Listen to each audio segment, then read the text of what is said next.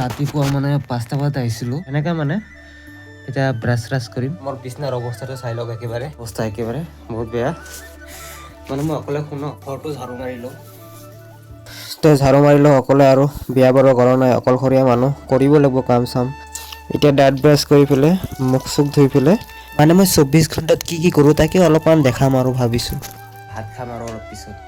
ভাত খোৱাৰ আগতে অলপ 1 গিলাচমান পানী খাই লওঁ তাৰপিছত দেউতাই ভাত দি দিলে ভাতটো খাই লওঁ একেবাৰে অলপ বেমাৰ হৈ আছিলে টেবলেট খালোঁ এতিয়া অলপমান চশমা পিন্ধি পেলাই মোবাইল চাম আৰু গধূলি হৈ গ'ল এতিয়া কামত যাওঁ আৰু তো আহি পালোঁ কামত এটা অৰ্ডাৰ মাৰিলোঁ তাৰপিছত অৰ্ডাৰটো কমপ্লিট কৰি পেলাই আৰু এটা অৰ্ডাৰ মাৰিলোঁ আৰু এটা কাষ্টমাৰে মানে 60 টকাৰ টিপ এটা দিছে তো ভাই পিজ্জা হৈ গ'ল আৰু এটা অৰ্ডাৰটো কেনেকৈ দিব যাই আছোঁ এনে টিপ চিপটো পাই থাকোঁ বলক আৰু 24 ঘণ্টাত কি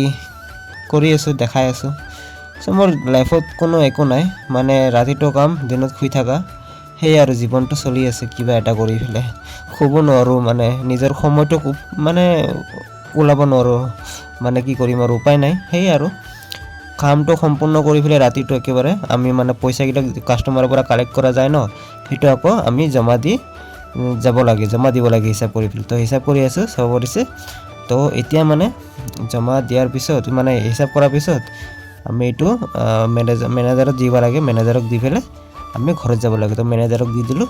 এইটো পইচাটো যিমান আছিলে তো এতিয়া বাৰু আমি যাওঁ ঘৰত পৰক